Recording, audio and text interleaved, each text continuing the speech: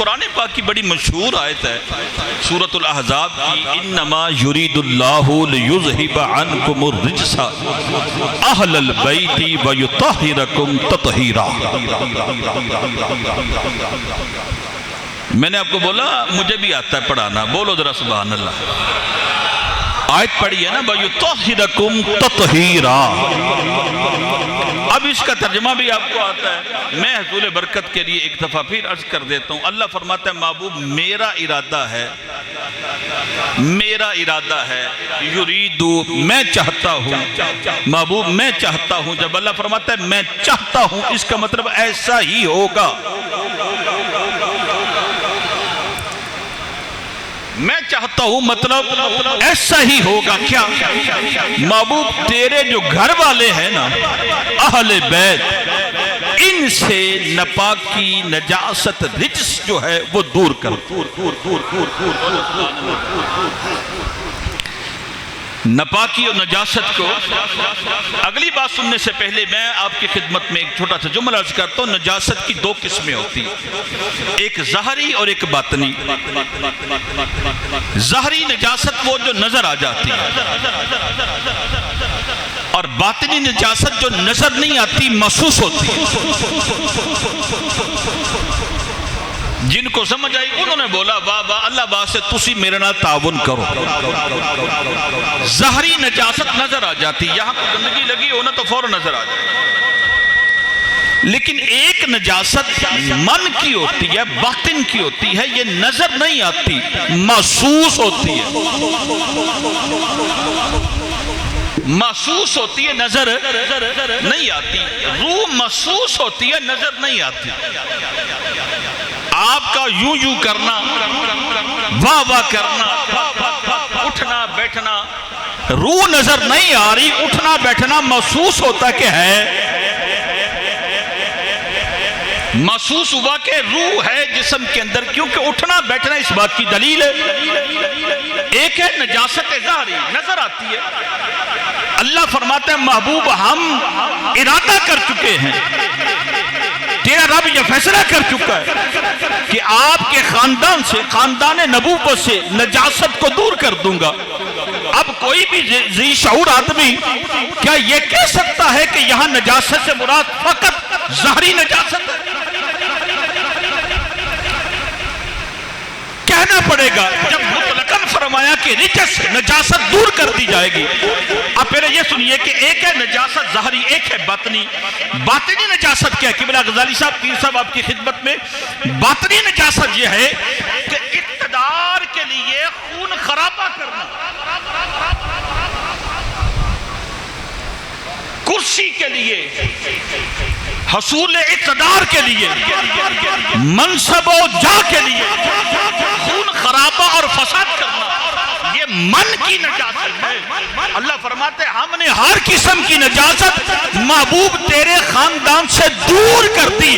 معلوم یہ ہوا کہ اس عقیدے کو جوتی کی ناک پہ رکھو جو یہ کہتا کہ حسین مدینہ سے کربلا اقتدار کے لیے گیا۔ اقتدار کے لیے خون خرابہ کرنا یہ مان کی نجاست ہے۔ اللہ نے محبوب کی آل کو ہر قسم کی نجاست سے پاک کر دیا۔ تو گل سمجھ آئی تو مجھے نہیں، ہر قسم کی نجاست سے اللہ نے پاک کر دیا۔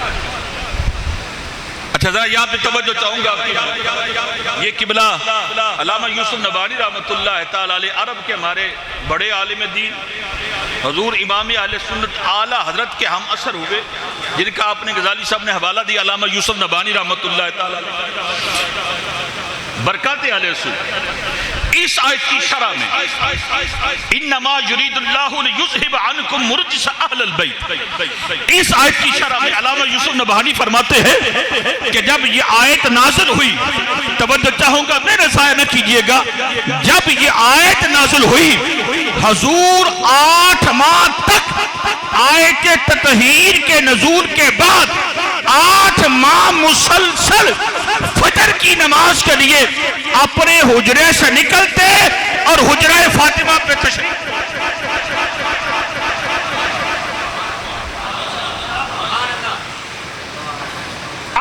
ماہ تک مسلسل اپنے حجرے سے نکل کر مخدومہ کائنات کے حجرے پہ تشریف لاتے، معلوم جو ہوا کہ حضور حجرہ شریف سے نکل کر مخدومہ کائنات فاطمۃ الزہرا سلام اللہ علیہا کے حجرے پہ آتے، بعد میں نماز فجر کے لیے مسجد. اور توجہ، جب حضور تشریف لاتے نا روز، تو حضور سجدہ کائنات کے دروازے پہ کھڑے ہو کر کہتے السلام علیکم یا اہل البیت. اللہ اکبر. جب یہ باتیں میں نے پڑھی، میرا تو من جو ہے نا، من اللہ کی عزت کی قسم، جس کو کہتے ہیں رونکڑے کھڑے ہو جاتے. 8 ماہ تک آیت تطہیر کے نزول کے بعد سجدہ کائنات کی حجرہ پہ تشریف لاتے، کہتے السلام علیکم یا اہل البیت الصلاۃ الصلاۃ رحمکم اللہ رحمکم اللہ. اب ترجمہ میں وہ آپ کو سناتا ہوں جو عام طور پہ ہمارے یہاں پڑھا سنا جاتا ہے، اور عاشقوں والی بات میں بعد میں عرض کروں گا. اے اہل بیت تم پہ سلام ہو، اللہ تم پہ رحم فرمائے. صلاۃ، مترجم نے صلاۃ کا معنی نماز، اور صلاۃ جو نا لفظ صلاۃ، اس کا اردو میں صرف نماز معنی نہیں بنتا. لفظ صلاۃ کا معنی اردو میں فقط نماز نہیں بنتا. لفظ صلاۃ کے معنی ہے نماز کے علاوہ درود، قریب ہونا، پکارنا. اگر کوئی بندہ یہ کہے کہ یہاں صلاۃ سے مراد کہ حضور مخدومہ کائنات سجدہ کائنات کے دروازے پہ آ کر ان کو اٹھاتے تھے نماز، تو میں یہ نہیں کہتا کہ یہ معنی صحیح نہیں ہے، لیکن بندے کا اپنا بھی کوئی وجد ہوتا ہے، بندے کا کوئی اپنا بھی ایک محبت والا انداز ہوتا ہے.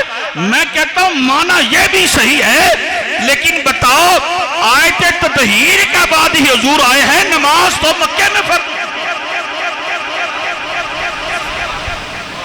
نماز تو مکہ میں فرض ہو چکی تھی، لیکن حضور آیت تطہیر کے بعد ہی تشریف لائے. اگر یہ کوئی معنی کرے نا نماز تو میں انکار نہیں کرتا، لیکن ایک عاشقوں والا سوال تو میں آپ کو کر سکتا ہوں نا کہ اگر نماز کے لیے حضور صرف آتے تھے تو بھیا نماز تو مکہ میں فرض ہو چکی تھی. ہجرت سے کچھ عرصہ پہلے آیت تطہیر سورۃ الاحزاب یہ نازل ہوئی ہے. غزوہ احزاب اور خندق کے بعد نماز تو پہلے بھی فرض ہو چکی تھی. تو اب دوسرا معنی بھی کیا جا سکتا ہے، محبوب آیت تطہیر کے نزول کے بعد 8 ماہ تک مصطفیٰ کریم 8 ماہ مسلسل مخدومہ کائنات کے دروازے پہ آ کر کہتے ہیں السلام علیکم یا اہل البیت الصلاۃ. اب معنی یہ بنے گا اے علی، اے فاطمہ، اے حسن، تجھ پر سلام بھی ہو.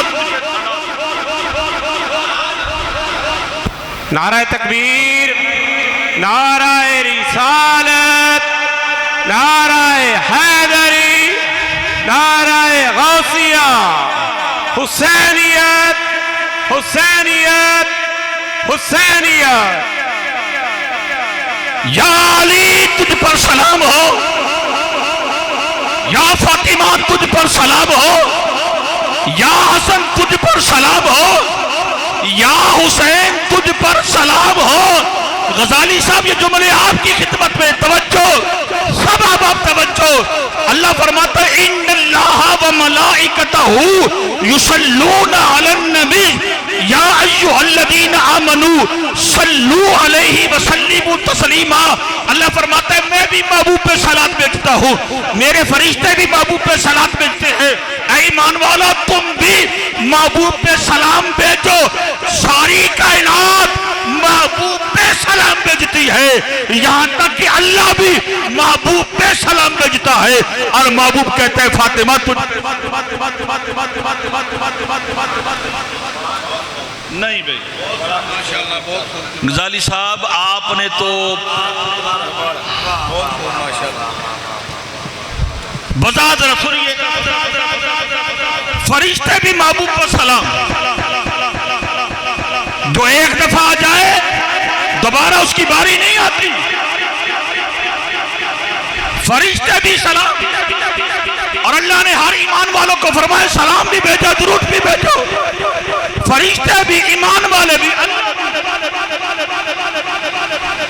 اللہ بھی سلام بھیجتا ہے محبوب پر، میں نہیں کہتا، اللہ کا قرآن کہتا ہے سورہ اور یہاں توجہ تو کرو، خاندان نبوت کی عظمت کا عالم کیا ہے، ہر ایمان والا نبی پر سلام بھیجتا ہے، ہر فرشتہ نبی پر سلام بھیجتا ہے، کائنات کا خالق بھی نبی پر سلام بھیجتا ہے، اور نبی 8 ماہ تک مصطفیٰ کریم 8 ماہ تک مخدومہ کائنات کے دروازے پار کر کہتے ہیں اے فاطمہ تجھ پر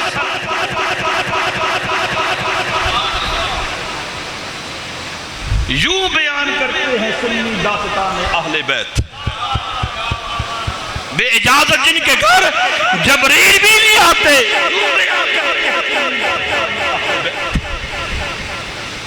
اللہ اکبر، یہ شان ہے۔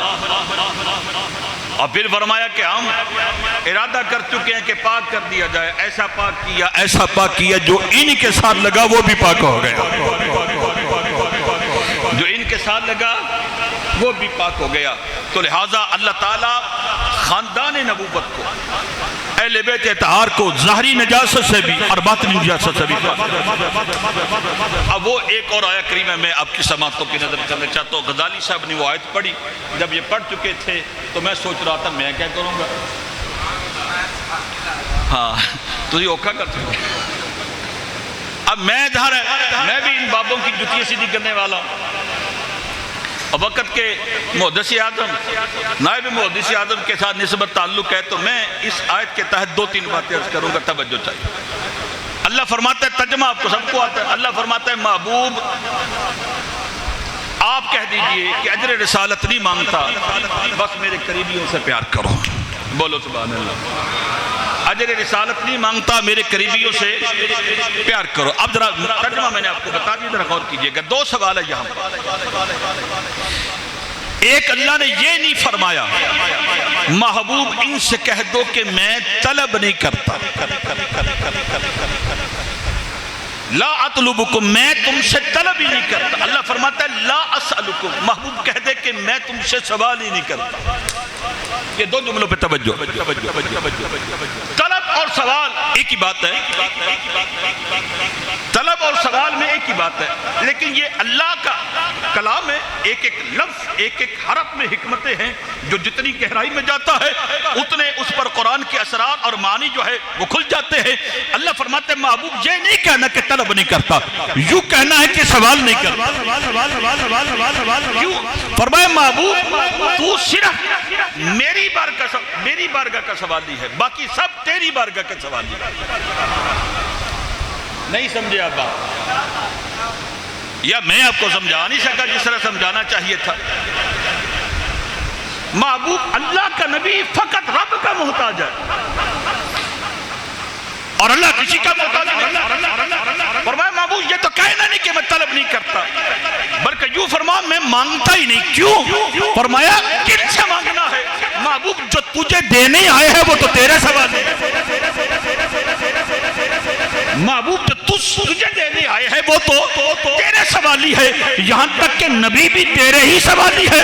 وَمَا أَرْسَلْنَاكَ إِلَّا رَحْمَةً لِلْعَالَمِينَ، عالمین میں نبی بھی ہے، فرشتے بھی ہے، سوائے خدا کے سب کچھ عالمین میں ہے۔ محبوب یہ تو تیرے سوالی ہے، کہہ دو کہ میں تو تم سے مانگتا ہی، میں تو تم سے سوال ہی نہیں کرتا، میں تو تم سے مانگتا ہی نہیں۔ اور دوسرا یہ کہ ہر آیت کے نزول کا کوئی سبب ہوتا ہے، اور ہر سورت کے نزول کا بھی کوئی سبب ہوتا ہے۔ اب اگر سورۃ الاحزاب نازل ہوئی ہے جس کا سبب ہے غزوہ خندق، اگر سورۃ الانفال نازل ہوئی ہے تو سبب ہے غزوہ بدر، سورہ آل عمران نازل ہوئی ہے تو سبب ہے غزوہ احد۔ یعنی کسی سورت کے نزول کا کوئی سبب اور وجہ ہوتی ہے۔ اب یہ تو فرمایا کہ محبوب کے تیرے پاس آ کر کہتے ہیں لے لو، کو میں مانگتے ہی نہیں۔ اس آیت کا نزول کیا ہے؟ میں دو منٹوں میں محبوب مکہ سے ہجرت فرما کر مدینہ تشریف لائے۔ اب مدینہ ریاست بن گیا، اور اس ریاست کے امیر حاکم کون ہے؟ میرے اور آپ کی آقا، ازواج مطہرات ہے، خاندان ہے۔ صحابہ مل جل کر کہتے ہیں حضور کی ضروریات، حضور کے اخراجات بہت زیادہ ہے، لہذا سب اکٹھے ہو کر اپنے امام کی خدمت کرو۔ یہ جملوں پہ غور کر لیں آپ، اپنے امام کی، نبیوں کے امام کی خدمت کرو۔ صحابہ، اچھا یہ قبلہ غزالی صاحب حضور اس آیت سے پہلے ہدیہ قبول بھی کرتے تھے، تحفہ بھی قبول کرتے تھے، اس آیت کے نزول کے بعد بھی حضور ہدیہ قبول بھی کرتے تھے، تحفہ بھی قبول کرتے ہیں، نہ صرف قبول کرتے ہیں بلکہ تحفہ دینے کا ترغیب بھی دلائی۔ لیکن اس خاص موقع پر فرمایا محبوب سوال نہیں کرنا، ان سے مانگنا نہیں۔ پتہ کیوں؟ وہ جو حضور کے غلام تھے نا، وہ آپس میں مشورہ کر کے آئے تھے کہ حضور کی وجہ سے ہمیں دین ملا ہے، حضور کی وجہ سے ہمیں اسلام ملا ہے، حضور کی وجہ سے ہم تو جہنم کے کنارے پہ کھڑے تھے، محبوب آیا بچا لیا، قرآن ملا، رحمان ملا، سب کچھ، لہذا حضور کی خدمت کی جائے۔ اللہ فرماتے محبوب میں سینوں کی باتیں جانتا ہوں، ان کی سوچ صحیح ہے، ان کی فکر صحیح ہے، ان کا خیال بھی صحیح ہے، ان کا تخجر بھی صحیح ہے، لیکن آج کہہ دو کہ نہیں مانگتا، آج کہہ دو کہ نہیں مانگتا، آج کہہ دو کہ نہیں مانگتا۔ اب جب آئے فرمایا میں تم سے سوال ہی نہیں کرتا، میں تم سے مانگتا ہی نہیں۔ اب اللہ نے پھر فرمایا پھر کیا؟ فرمایا بس محبوب ان سے اتنا کہہ دو کہ میرے جو قریبی ہیں ان سے پیار کرنا، میرے جو قریبی ہیں ان سے کیا کرنا ہے؟ ان سے محبت کرنا ہے، ان سے پیار کرنا ہے۔ ایک اور جملہ سماعت فرمائے، سورۃ الاخلاص جس کو سورۃ توحید بھی کہتے ہیں، اللہ فرماتا ہے قل هو اللہ احد، محبوب تو کہہ دے کہ وہ اللہ ایک ہے۔ محبوب تو فرما دے کہ وہ اللہ ایک ہے۔ اگر اللہ فرماتا ہے اللہ احد، صرف اتنا فرما دیتا اللہ احد کہ اللہ ایک ہے، میرے لیے اور آپ کے لیے اتنا بھی کافی ہے، اتنا بھی کافی۔ اللہ کا قرآن ہے، اللہ کا کلام ہے، اللہ فرماتا ہے اللہ احد نہیں، قل هو اللہ احد، تو کہہ دے کہ وہ اللہ ایک ہے۔ پہلے نبیوں نے بھی یہی سبق دیا کہ وہ اللہ ایک ہے، بس فرق یہ ہے کہ انہوں نے بن دیکھے کہا کہ اللہ ایک ہے۔ محبوب تو دیکھ کر آیا ہے، دیکھ کر کہہ دینا کہ وہ اللہ ایک ہے۔ جس طرح رب نے اپنی توحید کا پرچار اور اپنی توحید کا علم اور اعلان محبوب سے کروایا ہے نا، اگر محبوب اتنا ہی کہہ دیتا میرے قریبیوں سے محبت کرو، میرے لیے اور آپ کے لیے اتنا ہی کافی تھا۔ اللہ فرماتا ہے محبوب جس طرح میں نے یہ کہا ہے نا کہ نماز فرض ہے، روزہ فرض ہے، زکوٰۃ فرض ہے، حج فرض ہے، محبوب اسی طرح میری طرف سے اعلان بھی کر دو خاندان نبوت سے محبت بھی، خاندان نبوت کے ساتھ محبت بھی فرض ہے۔ اور میں اور جہاں پر آپ کی خدمت میں بات عرض کر دو، اللہ کی عزت کی قسم نماز دن میں 5 مرتبہ فرض ہے، لیکن ہر وقت فرض نہیں ہے، فرض ہے لیکن ہر وقت۔ ابھی 11:37 ہو گئے، ظہر فرض ہو گئی نہیں فرض ہوئی؟ ظہر کا وقت کتنے بجے شروع ہوگا؟ فجر کی نماز فرض ہے لیکن ابھی نہیں فرض، عصر کی نماز کا ابھی نہیں فرض، جمعہ فرض ہے ابھی نہیں فرض، روزہ فرض ہے ابھی نہیں فرض، زکوٰۃ فرض ہے ابھی نہیں فرض، حج فرض ہے ابھی نہیں فرض۔ یہ سارے ارکان اسلام،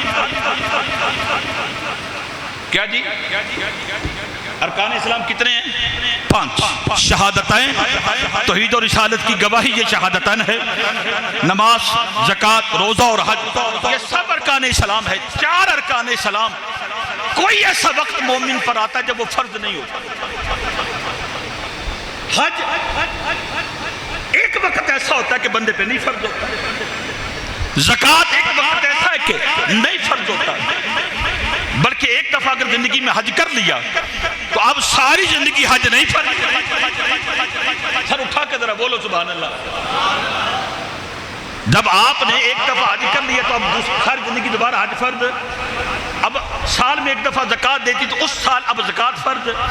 جب قربانی کر لی تو اب قربانی واجب.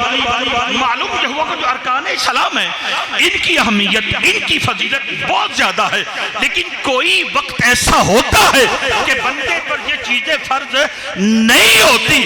اللہ فرماتا محبوب سوال نہیں کرنا، بس اتنا کہنا ہے کیا کہ محبوب تیرے جو قریبی ہیں ان سے پیار کرنا ہے. اب جملہ میں آپ کی خدمت میں عرض کرتا ہوں، ارکان اسلام کبھی فرض ہے اور کبھی فرض نہیں، لیکن حضور کی آل کی محبت اتنی اہم ہے، سو رہا ہے تو تب بھی فرض ہے، جاگ رہا ہے تو تب بھی. کوئی بندہ کہے کہ میں جب سو رہا ہوں تب میں بے ادبی کر سکتا ہوں، میں انکار کر سکتا ہوں، نہ جاگ رہے ہو تب بھی فرض ہے، سو رہے ہو دیوانگی کی حالت میں ہے تب بھی فرض ہے، مجنون ہو تب بھی فرض ہے. پتہ چل گیا کہ ارکان اسلام کی اہمیت فضیلت بہت زیادہ ہے، ان کا انکار کفر ہے، لیکن ان ارکان سے بندہ عبادت گزار بن سکتا ہے، لیکن حضور کی آل سے محبت بندہ پکا مومن بنا دے. اللہ اکبر. عربی میرے دو موضوع رہتے ہیں، اینڈ پہ میں نے نسبت کے حوالے سے بات کرنی ہے، اور محترم قبلہ پیر آفتاب صاحب نے میرے ذمہ سرکار حسن مجتبیٰ کی عظمت کے حوالے سے بھی کہا ہے، اور انہوں نے ایک گلہ بھی کیا ہمارے ساتھ، اور یہ بات کسی حد تک درست بھی ہے، وہ یہ کہ حسن مجتبیٰ سرکار کا ذکر کیوں نہیں ہوتا.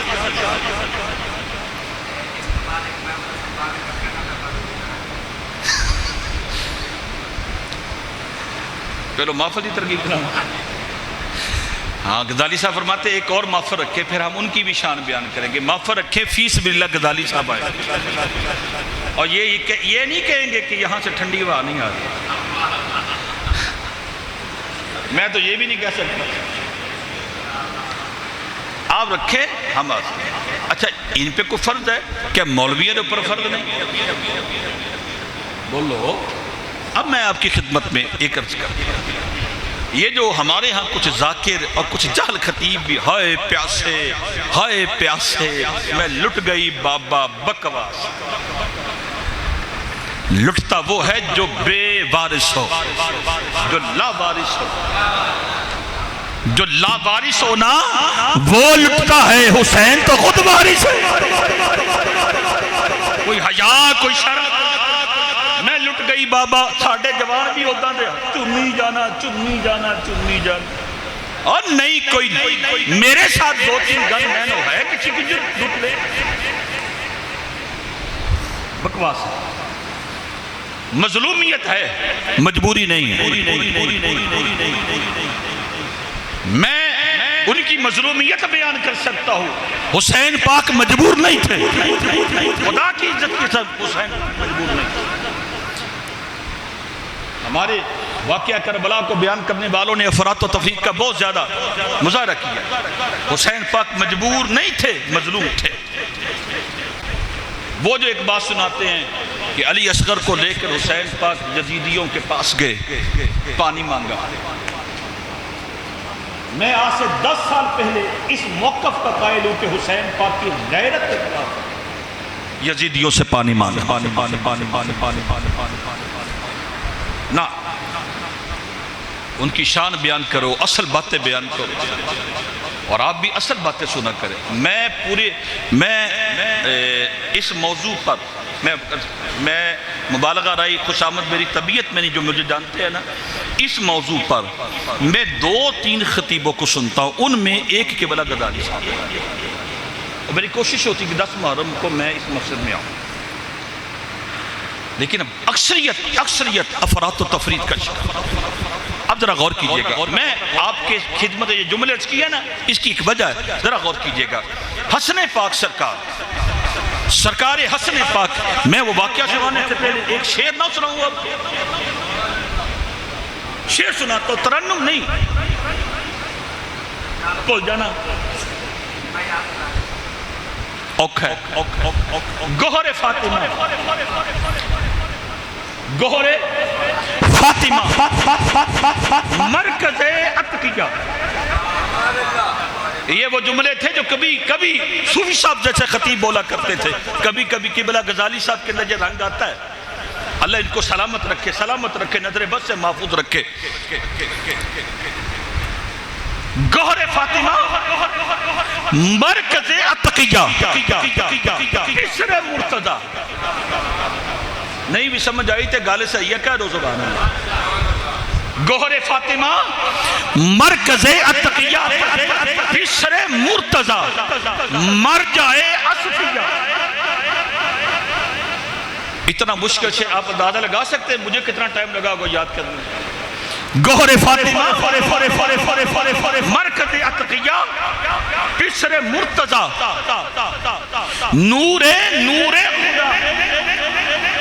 نور خدا سرور اولیاء حسن مجتبی سید الاسقیاء راکب دوش عزت اللہ. مجبور نہیں تھے میری محبوب علیہ السلام کی اہل بیت. جناب حسن پاک اپنے گھر میں تشریف فرما صحن میں چارپائی بچھا کر حسن پاک سرکار صحن میں چارپائی بچھا کر تشریف فرما. ایک سال آیا سوال کرنے والا. سوال کرنے سے پہلے آپ کا وہ جو حجرہ شریف تھا نا، آپ کا مکان آستانہ وہ سادہ سا تھا جس میں بظاہر غربت جھلکتی تھی. ٹھیک ہے، حجرہ شریف اتنا کہ کھڑے ہوتے تو سر لگتا. صحن کچا، چارپائی پہ سادگی کے ساتھ بیٹھے ہوئے ہیں. سائل پتہ نہیں کیا سوچ کر آیا. آپ کی سخاوت مشہور تھی، لیکن سوال کرنے سے اس وجہ سے رکا کہ یہ تو خود بڑھے. آگے میں نہیں کچھ کہا. اب ذرا غور کیجئے. جب جانے لگا نا فرمایا واپس آ، جملوں کو ضائع نہ کیجئے گا. واپس آ. جی کیوں آئے تھے؟ کہا حضور کچھ چاہتا تھا، کوئی تمنا تھی، کوئی آرزو تھی. کہا پھر اظہار کیوں نہیں کرتے؟ کہا کریم یہ سادگی، یہ بظاہر غربت نظر آ رہی ہے تو ذہن میں سوال آیا کہ ان کی تو اپنی یہ حالت ہے، مجھے کیا دیں گے؟ اب ذرا توجہ، جملہ ضائع نہ کیجئے گا، میری طرف ساری توجہ کیجئے گا. حسن پاک سرکار فرماتے یہ نہ ادھر نہ دیکھ. پاؤں کی ایک ایڑی فرش میں ماری، سارا فرش سونے کا بن گیا. فرمایا اٹھا لو جتنا اٹھا سکتے. سارا فرش سونے کا بن گیا. فرمایا اٹھا لو جتنا اٹھا سکتے ہو. اگر حسن پاک ایڑی مارے تو فرش نکلے سونے کا، حسین ایڑی مارے تو کیوں نہ پانی. لے جاؤ یہ مجبوری اپنے گھر میں. من گڑت کہانیاں کس سے نہ، یہ تو وہ شہزادے ہیں، یہ تو وہ شہزادے ہیں کہ زمین پر ایڑی مارتے ہیں تو زمین سونا بن جاتی ہے، تو پھر پانی کیوں نہ نکلتا. اور میں نے ایک جگہ یہ بات بیان کی، یہاں تو سارے عاشق بیٹھے نا، عاشق خاتون بیٹھے، کہیں خشک بندے بھی ہوتے ہیں. اور جہاں میں جمعہ پڑھاتا ہوں نا اپنی مسجد کے اندر، میرے سامنے 2-3 پروفیسر بیٹھے ہوتے ہیں. وہ مجھے یوں گھور کے دیکھتے رہتے ہیں. کبھی کبھی مجھے محسوس ہوتا ہے پتہ نہیں جملہ غلط نکل گیا میری غلط. اینے بندے نے پڑھے لکھے بندے نے ماشاء اللہ ہی نہ کہیں، سبحان اللہ ہی نہ کہیں. میں نے ایک جملہ کہہ دیا، مجھے گل سمجھ آئی تو بولو سبحان اللہ نہیں تھا، انہا اللہ پڑھ دو. بندے نے حوصلہ تو ہوئے نا، میں زندیہ نے سامنے کرتا پہ. توجہ ذرا. کہا یہ کیسے ہو سکتا ہے کہ ایڑی مارے اور سونا بن جائے؟ میں کہا تو قرآن کا قائل ہے. جی میں قرآن کو پڑھتا ہوں. قرآن پڑھتے؟ اچھا قرآن بھی خود پڑھو گے تو وہ نہیں ملے گا جو صوفیوں کے پاس آ کر ملے گا.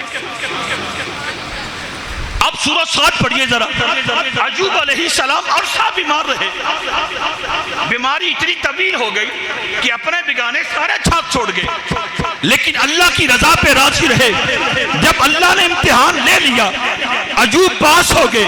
اللہ نے ان کو فرمایا نعم العبد، یہ اچھا بندہ ہے.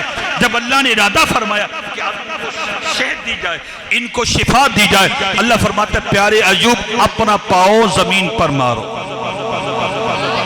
اپنا پاؤں زمین پر مارو، اور جب اپنا پاؤں زمین پر مارو گے نا تو چشمہ نکلے گا، اور کت برجلی کا ہاذا مختصل بارد و شراب، ایوب زمین پر ایڑی مارے تو چشمہ نکلے، تو حسین کو سمجھتا گیا۔ ہاں یہ الگ بات ہے، میں اس موضوع پہ گفتگو کرنا چاہتا ہوں لیکن ٹائم بہت چاہیے۔ یہ حسین پاک سرکار مقام رضا پر فائز تھے۔ کس پہ فائز تھے؟ بولو یا مقام رضا پر فائز تھے، اور جو بندہ مقام رضا پر فائز ہوتا ہے نا وہ پھر اللہ سے بھی نہیں کہتا۔ جب ابراہیم علیہ السلام کو کہا نا کہ اللہ سے کہیے، آگ میں ڈالے جا رہے، کہا اللہ سے کہیے، کہا جس سے کہنا ہے وہ میری حالت کو بہتر جانتا۔ جب ولایت کے، قطبیت کے تمام مراتب بندہ طے کر لیتا ہے تو ولایت کا جو آخری مرتبہ ہوتا ہے وہ مقام رضا ہوتا ہے۔ مقام رضا پہ جسم چھلنی بھی ہو جائے، اللہ کا ولی اللہ سے بھی کچھ نہیں۔ حسین پاک مقام رضا پہ تھے، اللہ اکبر، اور حسن پاک سرکار، اللہ اکبر، حسن پاک سرکار نے جناب امیر معاویہ سے صلح کی۔ کیا کی؟ صلح کی، اور اس صلح کا اللہ نے اجر سرکار حسن پاک کو کیا عطا فرمایا کہ قطبیت جو ہے، قطبیت سادہ لفظوں میں غوث اعظم، غوثیت جو ہے اور قطبیت جو ہے، مسلمانوں کو اکٹھا کرنے سے، مسلمانوں میں صلح کرانے کی وجہ سے سرکار حسن پاک کو اللہ نے یہ صلح دیا ہے کہ جتنے غوث اعظم ہوں گے وہ سارے نسل حسن، اور اس امت میں 3 غوث اعظم ہوئے، 2 آ چکے اور 1 آئے گا۔ پہلا غوث اعظم خود حسن مجتبیٰ، دوسرا غوث اعظم سرکار غوث پاک شیخ عبد القادر جیلانی، اور تیسرا غوث اعظم حضرت امام مہدی۔ اب امام مہدی بھی نسل حسن پاک سے، غوث پاک سرکار بھی نسل حسن پاک سے۔ معلوم جہوبا عبادات کی وجہ سے بھی مقام مل جاتا ہے، لیکن اگر بندہ صلح کر لے پھر بھی۔ اور آخری بات، مجھے اشارہ ہو گیا نسبت کے حوالے سے، غزالی صاحب نے جو کہا ہے نا کہ مت یہ سمجھا کرو کہ جن کے پاس آئیں وہ دیکھتے نہیں، ایسا نہیں ہے۔ ولیوں کی تو شان ہی بڑی ہے نا، ولیوں کی تو شان ہی بڑی ہے۔ عام مسلمان بھی مر جائے نا، عام مسلمان بھی ہمارے علماء فرماتے ہیں جب عام مسلمان کی قبر پہ بھی جاؤ نا تو سرہانے کی طرف سے نہ ہو۔ کدھر سے نہ ہو؟ اپنے والدین کی قبر پہ بھی جاؤ، کسی مسلمان کی قبر پہ بھی جاؤ نا تو سرہانے کی طرف سے نہ ہو۔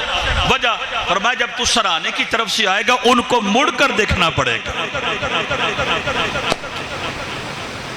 جن کو مڑ کر دیکھنا پڑے گا نا میرے سامنے بیٹھے ہو، جب میں یوں دیکھوں گا مجھے تکلیف ہوگی۔ کہا یہ تو عام مسلمان کی بات ہے کہ جب اس کی قبر پہ کوئی جاتا ہے تو وہ دیکھتا ہے۔ اگر میں اور آپ مرنے کے بعد ہماری اولاد قبر پہ آ جائے تو ہمیں پتہ چل جاتا ہے تو ولیوں کی۔ آئیے غزالی صاحب نے صوفی صاحب کی بات کی، اس کی تائید میں ایک حدیث پاک میں آپ کی سماعتوں کی نظر کرتا ہوں کہ وہ شاہ صاحب نے کہا میرا اعلان نہیں کرنا، وہ پیر بھائی میرے ہیں، کہا اعلان نہیں کرنا، 3 دن تک جنازہ رکھنا ہے، ایک عالم آئے گا وہ جنازہ پڑھائے گا، اس عالم کو بتانا بھی نہیں۔ یہ کیسے ممکن ہوا؟ میرے کریم آقا فرماتے اللہ کا ولی اللہ کے نور سے دیکھتا، اللہ کا ولی اللہ کے نور سے دیکھتا ہے۔ میں اور آپ فقط ظاہر کو دیکھتے ہیں، ولی باطن کو دیکھتا ہے، ولی باطن کو دیکھتا ہے۔ اور آنے والے ولیوں کی بارگاہ میں آنے والے کبھی مایوس ہو کر نہ جائیے، میں آپ کی سماعتوں کی نظر ایک حدیث مختصر 1-2 منٹ میں بیان کرتے اپنی گفتگو کو ختم کرتا ہوں، توجہ ذرا کیجئے۔ میرے اور آپ کے آقا فرماتے ہیں جہاں اہل ذکر بیٹھے ہوتے ہیں، کون بیٹھے ہوتے ہیں؟ اہل ذکر سے مراد کیا؟ اللہ کو یاد کرنے والے، اللہ رسول کا ذکر کرنے والے، اللہ کی ضربیں لگانے والے، محفلیں سجانے والے جہاں بیٹھے ہوتے ہیں نا، اللہ نوری فرشتوں کو بھیجتا ہے، وہ نوری فرشتے اس مجلس کو اپنے پروں میں ڈھانپ لیتے ہیں، اس مجلس کو اپنے پروں سے ڈھانپ لیتے ہیں، اور جب وہ فرشتے مجلس ختم ہوتی اللہ کی بارگاہ میں جاتے، اللہ پوچھتا کدھر سے آئے، جبکہ اللہ کو پتہ ہے کہاں سے آئے۔ پتہ چلا پوچھنے کا مطلب یہ نہیں ہوتا کہ پوچھنے والے کو پتہ نہیں۔ فرمایا کدھر سے آئے؟ کہا وہ مجلس تھی، وہ تجھے یاد کر رہے تھے، تیرے محبوب کا ذکر کر رہے تھے۔ مفہوم عرض کرتا ہوں، اللہ فرماتے پھر کہہ گواہ رہنا، گواہ رہنا، میں ساری مجلس کو بخش بولو یا سبحان اللہ، میں نے اہل محفل کو بخش دیا، معاف کر دیا۔ اللہ کی بارگاہ میں فرشتے عرض کرتے مالک، اس مجلس میں ایک ایسا بندہ بھی تھا جو اس مجلس میں ذکر کے لیے نہیں آیا تھا۔ جملہ ضائع کر دیا آپ نے۔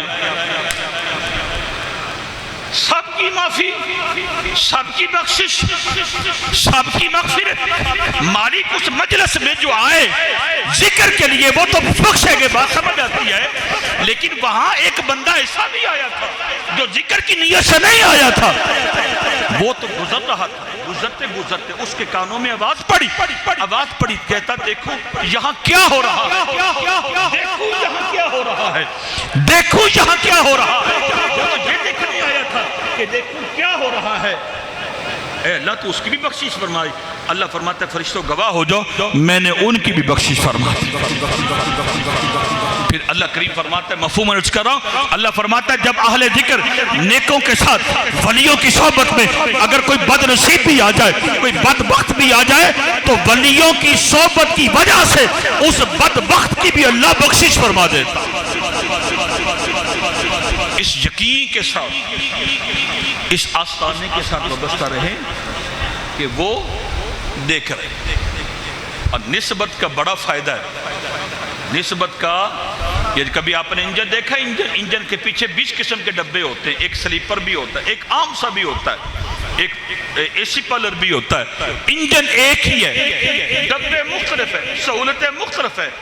جب انجن کے پیچھے لگ جاتا ہے نا ڈبہ، اگر اے سی والا ڈبہ انجن سے ہٹ جائے تو وہی کھڑا ہو جاتا ہے، لوکل بھی انجن سے ہٹ جائے وہی کھڑا ہو جاتا ہے، لیکن جو انجن کے ساتھ وابستہ ہو جاتے ہیں نا، وہ اچھا ہے، وہ نکمہ ہے، وہ لوکل ہے، وہ سب اپنی منزل پہ پہنچ جاتے ہیں۔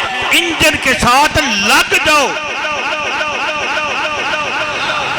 انجن کے ساتھ اگر اجازت دو تو بات نہیں کرنا، 1-2 منٹ۔ میں نے یہ بات اپنے ابا جی سے سنی، میرے ابا جی فرمایا کرتے تھے، یہ بات ہمیں بابا جی نے بتائی، بڑے بابا جی نے، کہ ایک عام سا آدمی نا، عام سا آدمی بالکل سادہ، داڑھی مچھا منا،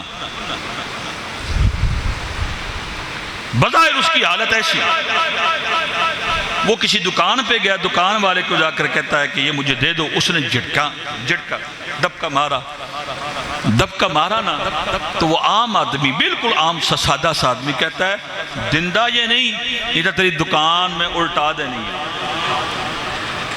تیری دکان میں الٹا دینی ہے۔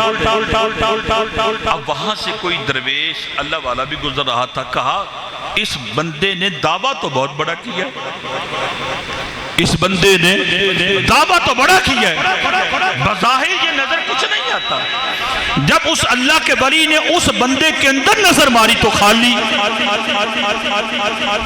جب اس کے باپ کے اندر نظر ماری تو خالی، اب 2-3 پشتے خالی۔ تو یہ بابا جی علیہ رحمہ کے حوالے سے میں نے ابا جی سے کئی دفعہ یہ بات سنی، فرمایا کہ جب تیسری چوتھی پشت میں گیا نا، تیسری چوتھی پشت میں، تو وہ بابا صاحب نظر کہتا او بھائیا گل ماننا الٹا دے گا۔